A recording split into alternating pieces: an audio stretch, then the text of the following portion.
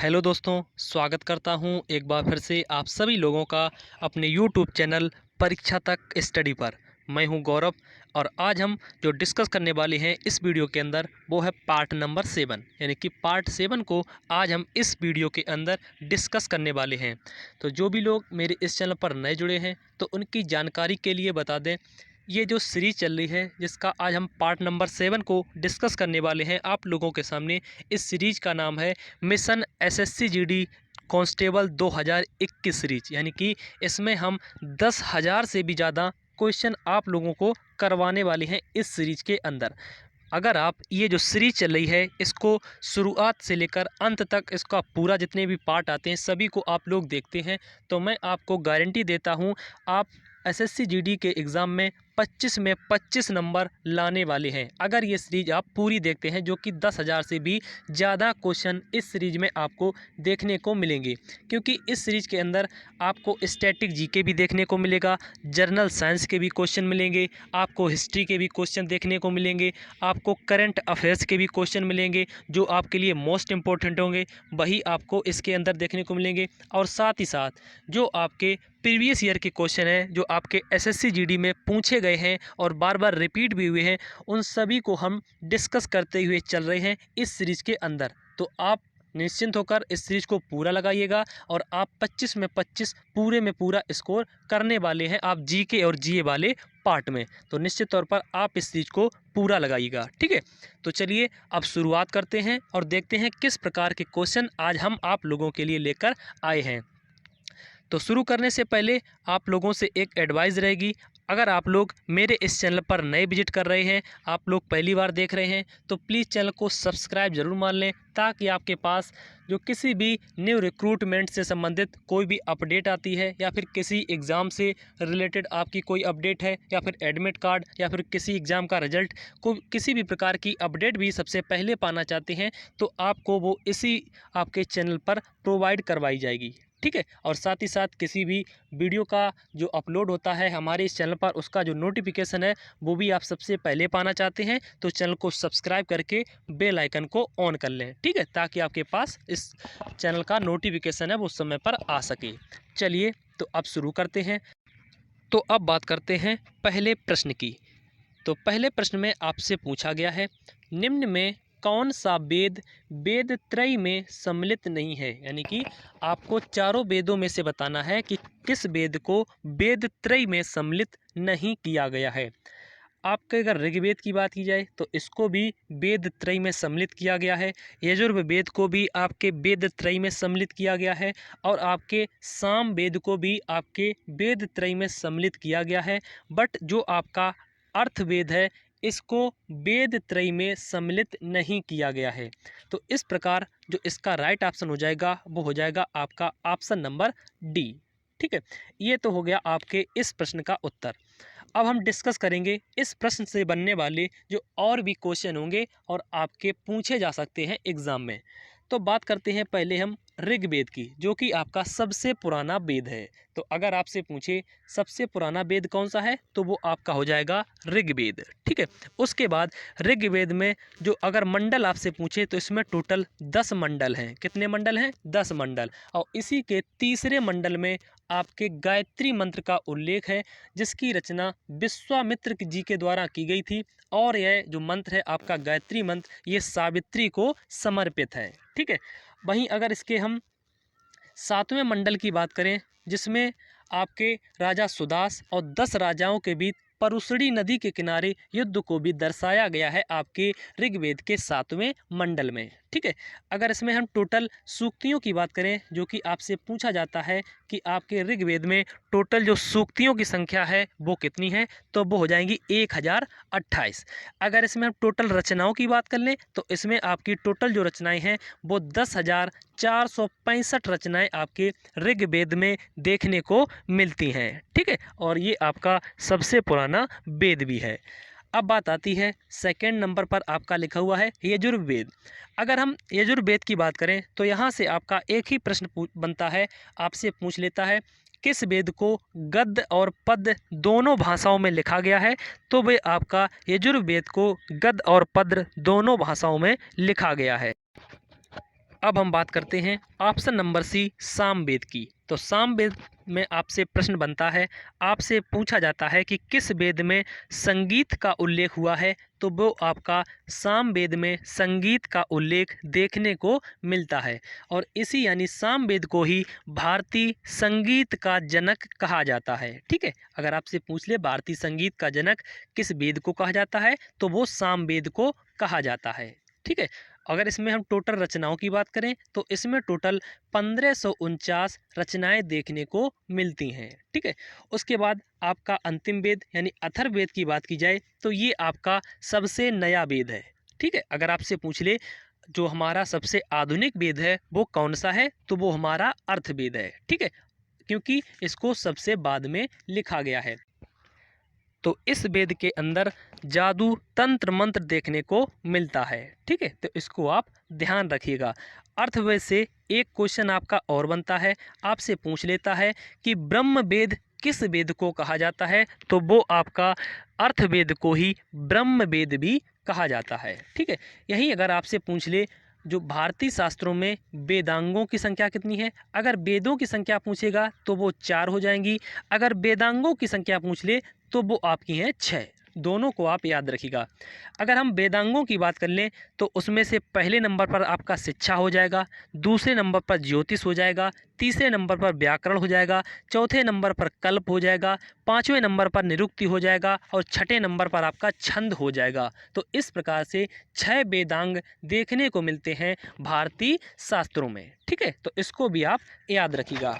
चलिए अब बात करते हैं अगले प्रश्न की। तो अगले प्रश्न पर बढ़ने से पहले मैं आपको बताना चाहूँगा कि अगर आप इस वीडियो की PDF भी पाना चाहते हैं तो मेरा जो टेलीग्राम चैनल है परीक्षा तक स्टडी, इसको आप ज्वाइन कर सकते हैं। यहाँ पर आपको जो इस वीडियो का PDF है वो प्रोवाइड करवाया जाएगा। अगर आप इस चैनल को जो हमारा टेलीग्राम चैनल है इसको ज्वाइन करते हैं तो यहाँ पर आपको सुबह करंट अफेयर्स आपको देखने को मिलेगा, साथ ही साथ द हिंदू न्यूज़पेपर भी इसके अंदर प्रोवाइड आपको करवाया जाता है। अब बात करते हैं हम क्वेश्चन नंबर 2 की। कह रहा है गौतम बुद्ध के जन्म का प्रतीक क्या है। आपके जो इससे पहले 6 वीडियो आए हुए हैं उनमें सभी में गौतम बुद्ध से रिलेटेड कोई ना कोई क्वेश्चन बना हुआ है और सभी में हमने विस्तार से डिस्कस किया है गौतम बुद्ध के बारे में। तो मैं आशा करता हूं आप लोगों को इससे बनने वाले जितने भी क्वेश्चन होंगे वो आसानी से याद हो गए होंगे। तो इसमें भी हम डिस्कस करेंगे गौतम बुद्ध के बारे में। पहले तो हम बात करते हैं गौतम बुद्ध के बारे में जितने भी क्वेश्चन आपसे बन सकते हैं। अगर बात की जाए गौतम बुद्ध की तो इनका जन्म हुआ था 563 ईसा पूर्व में कपिल वस्तु के लुम्बिनी नामक ग्राम में हुआ था। ठीक है, जो कि वर्तमान में आपका नेपाल में पड़ता है। अगर इनके पिता की बात की जाए तो इनके पिता का नाम था शुद्धोधन। क्या था? शुद्धोधन, जो कि शाक्यगढ़ के राजा थे। अगर इनके माता की बात की जाए तो इनकी माता का नाम था माया देवी। ठीक है, क्या था? माया देवी, जो कि इनके जन्म के 7वें दिन ही इनकी मृत्यु हो गई थी। तो इसीलिए इनका पालन पोषण इनकी मौसी प्रजापति गौतमी ने किया था। ठीक है, उसके बाद अगर आपसे पूछे इनके बचपन का क्या नाम था, तो इनके बचपन का जो नाम था वो था सिद्धार्थ। ठीक है, अगर इनकी पत्नी का नाम पूछे तो वो यशोधरा हो जाएगा। अगर इनके पुत्र का नाम पूछे तो वो हो जाएगा राहुल। ठीक है, इसके बाद इन्होंने 6 वर्ष की कठिन तपस्या की और इनको ज्ञान की प्राप्ति हुई। ठीक है, अगर इनके ज्ञान प्राप्त से रिलेटेड कुछ क्वेश्चन बनते हैं, आपसे पूछा जाता है इनको ज्ञान कब प्राप्त हुआ था, तो इनको ज्ञान वैशाख पूर्णिमा की रात को इनको ज्ञान प्राप्त हुआ था। उसके बाद आपसे पूछेगा इनको ज्ञान की प्राप्ति किस नदी के किनारे हुई, तो इनको ज्ञान की प्राप्ति निरंजना नदी के किनारे हुई थी। ठीक है, उसके बाद आपसे पूछेगा गौतम बुद्ध को ज्ञान की प्राप्ति किस वृक्ष के नीचे हुई थी, तो इनको जो ज्ञान प्राप्त हुआ था वो पीपल के वृक्ष के नीचे हुआ था। ठीक है, उसके बाद इनका जो प्रथम उपदेश है वो ये देते हैं सारनाथ में। कहाँ पर देते हैं? सारनाथ में। ये भी आपसे पूछा जाता है। अगर पूछे सर्वाधिक इन्होंने उपदेश कहाँ दिए? पहला उपदेश तो सारनाथ में दिया था, लेकिन सर्वाधिक उपदेश इन्होंने श्रावस्ती में दिए थे। अगर पूछा जाए आपसे कि इनके जो प्रचार प्रसार है वो सर्वाधिक किस राज्य में हुआ, तो वो कोसल राज्य में हुआ था। पहला उपदेश सारनाथ में देते हैं और सर्वाधिक उपदेश श्रावस्ती में देते हैं। अगर सर्वाधिक प्रचार प्रसार पूछे तो वो कोसल राज्य में देखने को मिलता है। इसके बाद 483 ईसा पूर्व में कुशीनगर में इनकी मृत्यु हो जाती है। ठीक है, इनके जन्म और मृत्यु से संबंधित कुछ घटनाएं हैं जिनको एक रूप दिया गया है, जिनको बौद्ध शास्त्रों में एक नाम दिया गया है, उनको भी आप याद रख सकते हैं। अगर पूछे जो आपका गौतम बुद्ध ने प्रथम उपदेश दिया था सारनाथ में, तो उस घटना को आपके बौद्ध शास्त्रों में क्या कहा गया है, तो वो कहा गया है धर्म चक्र परिवर्तन। ठीक है, फिर उसके बाद पूछेगा जब इन्होंने गृह को त्याग कर दिया था तो उस घटना को बौद्ध शास्त्रों में क्या कहा गया है, तो उस घटना को कहा गया है महाभिनिष्क्रमण। क्या कहा गया है? महाभिनिष्क्रमण। उसके बाद आपसे पूछेगा जब इनकी मृत्यु हो जाती है तो उस घटना को क्या कहा गया है, तो उस घटना को कहा गया है महापरिनिर्वाण। क्या कहा गया है? महापरिनिर्वाण। ठीक, और इनके दो गुरु भी हुए हैं, जिनमें पहले गुरु अलार कलाम थे और दूसरे गुरु थे उदयक राम पोत। ठीक है, उसके बाद एक प्रश्न आपसे और बनता है, आपसे पूछ लेता है कि एशिया का ज्योतिपुंज किसे कहा जाता है, तो वो गौतम बुद्ध को ही एशिया का ज्योतिपुंज कहा जाता है। ठीक है, तो जितने भी क्वेश्चन हमने आपसे डिस्कस किए इन सभी को आप नोट कर सकते हैं और आशा करते हैं ये सभी क्वेश्चन आपको याद भी हो गए होंगे, क्योंकि हम इनको डिस्कस करते आ रहे हैं जितने भी पार्ट में इनसे बनने वाला अगर कोई भी क्वेश्चन आता है। अब बात करते हैं इस प्रश्न की। कह रहा है गौतम बुद्ध के जन्म का प्रतीक क्या है, तो वो आपका हो जाएगा कमल। क्या हो जाएगा? कमल, यानी कि ऑप्शन नंबर सी। चलिए देखते हैं अगला प्रश्न। तो अगर अभी तक आप लोगों ने वीडियो को लाइक नहीं किया है, आप लोगों को जो हम मेरे द्वारा पढ़ाए गए प्रश्न है वो आपको पसंद आ रहे हैं, तो प्लीज़ वीडियो को एक लाइक ज़रूर कर दें। कह रहा है निम्न में हर्षवर्धन की राजधानी कौन थी। तो पहले तो हम बात करते हैं हर्षवर्धन के बारे में। तो हर्षवर्धन के बारे में बात करने से पहले हम बात करते हैं कि वर्धन वंश की स्थापना कैसे होती है। तो वर्धन वंश की स्थापना होती है पुष्यभूति के द्वारा। किसके द्वारा? पुष्यभूति के द्वारा। अगर इसका जो वास्तविक संस्थापक पूछे तो वो हो जाएंगे प्रभाकर वर्धन, जो कि हर्षवर्धन के पिता थे। ठीक है, उसके बाद हर्षवर्धन जब गद्दी पर बैठे थे तो ये बैठे थे 606 ईस्वी में। कब बैठे थे? 606 ईस्वी में। ठीक है, इनकी एक बहन भी थी जिनका नाम था राजश्री। क्या था? राजश्री। जब ये गद्दी पर बैठे थे तो इन्होंने जो अपनी राजधानी बनाई थी वो बनाई थी कन्नौज। क्या बनाई थी? कन्नौज। ठीक है, तो यहाँ से आपका प्रश्न बन गया, पूछा गया था हर्षवर्धन की राजधानी कौन थी, तो वो हो जाएगी कन्नौज। इसके बाद दो तीन प्रश्न और बनते हैं आपके हर्षवर्धन से। आपसे पूछा जाता है कि जो वेनस्यांग जो चीनी यात्री था वो किसके दरबार में भारत आया था, तो यानी कि जो आपका वेनस्यांग जो चीनी यात्री था ये आपके हर्षवर्धन के राज्यकाल में या हर्षवर्धन के समय में आपके भारत में आया हुआ था। ठीक है, हर्षवर्धन के ही जो राज कवि हुए हैं जिनका नाम जो था बाणभट्ट, ये भी प्रश्न आपसे पूछा गया हुआ है। पूछा जाता है कि बाणभट्ट किसके दरबारी कवि थे, तो ये थे हर्षवर्धन के। ठीक है, जिन्होंने दो पुस्तक भी लिखी हुई हैं, एक इन्होंने लिखी हुई है हर्षचरित और एक कादम्बरी नामक पुस्तक लिखी हुई है, और ये दोनों पुस्तकें आपके एसएससी के एग्ज़ाम में पूछी गई हैं। ठीक है, तो इन पुस्तकों को भी आप ज़रूर से याद रखिएगा। चलिए अब देख लेते हैं अगला प्रश्न। क्वेश्चन नंबर 4 कह रहा है कुतुब मीनार का कार्य किसने पूरा करवाया था। अगर बात की जाए कुतुब मीनार की तो हम बात करते हैं कुतुब मीनार के बारे में। कुतुब मीनार जिसकी जो आधारशिला रखी जाती है वो 1192 ईस्वी में कुतुबुद्दीन ऐबक के द्वारा रखी जाती है, और कुतुबुद्दीन ऐबक ने जो आपकी कुतुब मीनार है उसका केवल आधार को बनवाया था।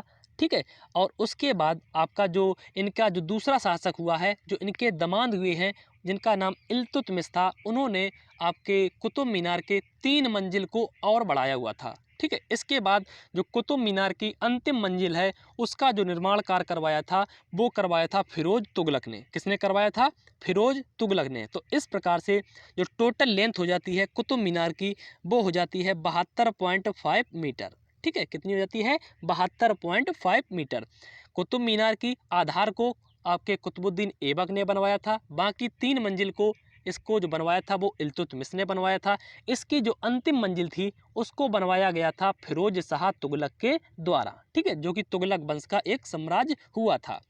तो इस प्रकार से इस प्रश्न का जो आपका राइट ऑप्शन हो जाएगा वो हो जाएगा ऑप्शन नंबर सी, यानी कि जो अगर पूछे पूरा कार्य किसने करवाया था तो इल्तुतमिश ने करवाया था। अगर पूछे इसका आधार किसने रखा हुआ था तो वो कुतुबुद्दीन ऐबक ने रखा हुआ था, जो कि गुलाम वंश का एक राजा था। अगर पूछे वास्तविक संस्थापक कौन था गुलाम वंश का तो वो इल्तुतमिश आपका हो जाएगा, ठीक है।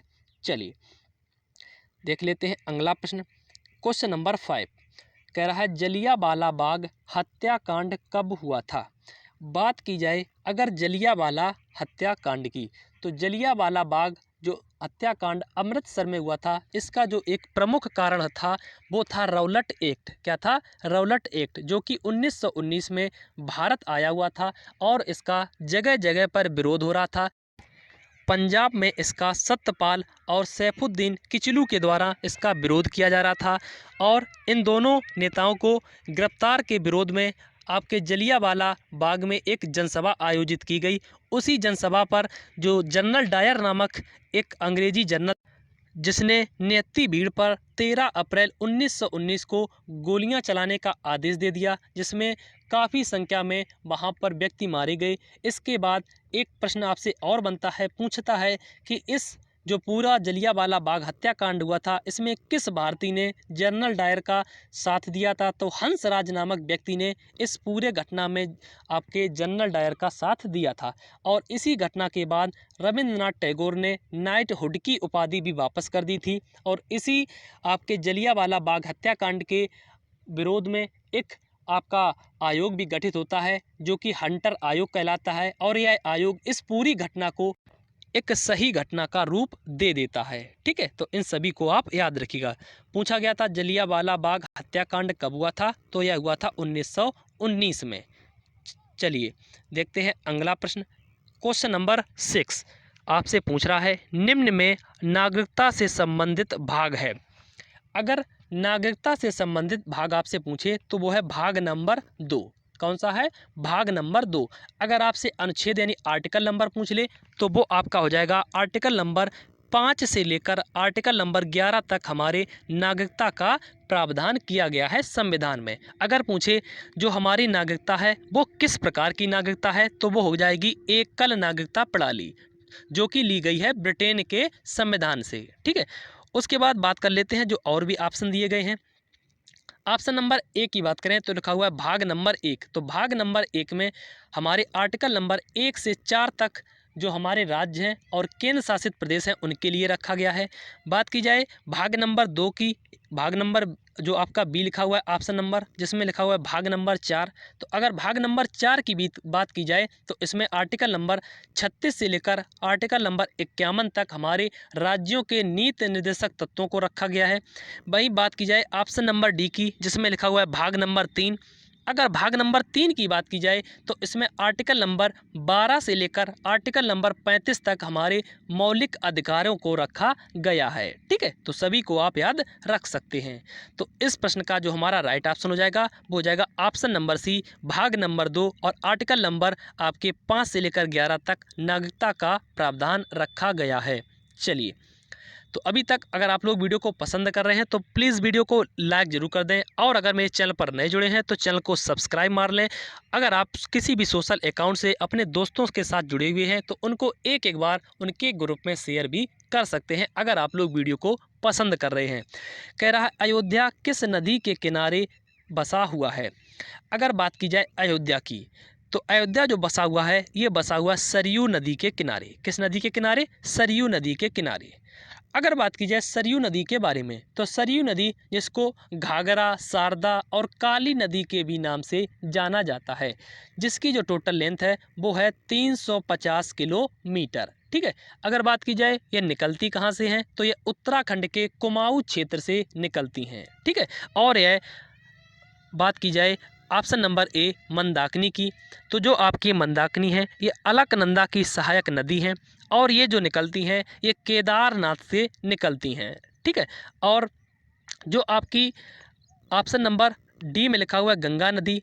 जो आपकी गंगा नदी है ये आपकी गंगोत्री ग्लेशियर से निकलती हैं और यह भारत की सबसे लंबी नदी है, जिनकी जो टोटल लंबाई है वो है 2525 किलोमीटर। वहीं अगर ऑप्शन नंबर सी की बात की जाए तो यह गंगा नदी की प्रमुख सहायक नदी है आपकी यमुना नदी। तो इस प्रश्न का जो हमारा राइट ऑप्शन हो जाएगा वो हो जाएगा ऑप्शन नंबर बी। चलिए देखते हैं क्वेश्चन नंबर 8। कह रहा है कथकली किस राज्य का शास्त्रीय नृत्य है। तो शास्त्रीय नृत्य मैंने आपको पिछले वीडियो में भी डिस्कस किए थे, इस वीडियो में भी हम डिस्कस करते हुए चलेंगे ताकि आप एग्ज़ाम हॉल में जाने से पहले इस प्रकार से याद हो जाएं, आपको वहां पर तुरंत याद आ सकें। तो बात करते हैं अगर हम शास्त्रीय नृत्यों के बारे में। शास्त्रीय नृत्य वो नृत्य होते हैं जिनका प्रमाण हमें शास्त्रों में दिखाई पड़ता है। तो बात की जाए वर्तमान में जो शास्त्रीय नृत्यों की संख्या है वो कितनी है, तो वो है टोटल 8। कितनी है? 8। जिसमें जो पहले नंबर पर है वो हमारा भरतनाट्यम हो जाएगा, जो कि तमिलनाडु में देखने को मिलता है। उसके बाद आपका जो हो जाएगा वो कुचिपुड़ी हो जाएगा, जो कि हमारा आंध्र प्रदेश में देखने को मिलता है। तीसरे नंबर पर आपका हो जाएगा कथकली, जो कि केरल में देखने को मिलता है। चौथे नंबर पर आपका मोहिनी अट्टम हो जाएगा, वो भी आपको केरल में देखने को मिलता है। उसके बाद आपका छठवें नंबर पर हो जाएगा ओडिसी, जो कि आपका हमारा उड़ीसा में देखने को मिलता है। सातवें नंबर पर मणिपुरी, जो कि मणिपुर में देखने को मिलता है। और आठवें नंबर पर सत्रिया नृत्य, जो कि असम में देखने को मिलता है। तो इस प्रकार से आपको सभी शास्त्रीय नृत्य याद होने चाहिए। ठीक है, तो कह रहा था कथकली किस राज्य का शास्त्रीय नृत्य है, तो ये आपका हो जाएगा केरल का। किसका हो जाएगा? केरल का। ठीक है, तो वो इसका राइट ऑप्शन हो जाएगा, वो हो जाएगा केरल। यानी केरल का कथकली प्रमुख शास्त्रीय नृत्य है। तो ऑप्शन नंबर बी इसका राइट ऑप्शन हो जाएगा। चलिए अब देख लेते हैं अगला प्रश्न। क्वेश्चन नंबर 9 कह रहा है पन्ना राष्ट्रीय उद्यान किस राज्य में है। अगर पन्ना राष्ट्रीय उद्यान की बात की जाए तो यह हमारा मध्य प्रदेश में देखने को मिलता है। ठीक है, और इसी पन्ना राष्ट्रीय उद्यान के पास आपकी केन नदी निकलती है। इसके बाद 2 क्वेश्चन आप और याद रख सकते हैं। अगर पूछे जो हमारा नया 52वां जो टाइगर रिजर्व बना है, जिसका नाम है रामगढ़ विषधारी, जो कि बूंदी राजस्थान में देखने को मिलता है। अगर इससे पहले 51वां आपसे टाइगर रिजर्व पूछ ले तो वो तमिलनाडु में देखने को मिलता है, जिसका नाम है मदुमलाई। ठीक है, चलिए देखते हैं अगला प्रश्न। क्वेश्चन नंबर 10 कह रहा है विश्व की सबसे गहरी झील कौन सी है। अगर विश्व की सबसे गहरी झील आपसे पूछ ले तो वो आपकी हो जाएगी बैकाल झील। कौन हो जाएगी? बैकाल झील, जो कि विश्व की सबसे गहरी झील है। ठीक है, और अगर बात की जाए यह किस देश में पड़ती है, तो यह रूस में देखने को मिलती है।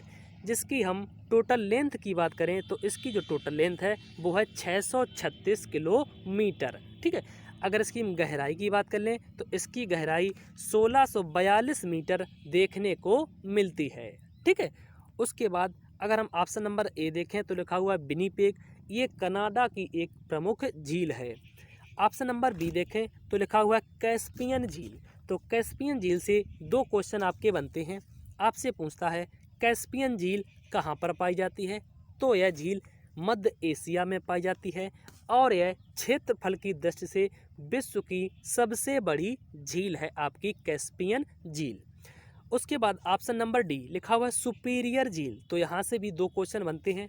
आपसे पूछता है सुपीरियर जो झील है यह किस देश में पड़ती है, तो यह अमेरिका और कनाडा के क्षेत्र में पड़ती है। अगर पूछे आपसे कि ताजे पानी की जो सबसे बड़ी झील है वो कौन है, तो वो आपकी सुपीरियर झील है। ठीक है, तो सभी को आप याद रखिएगा।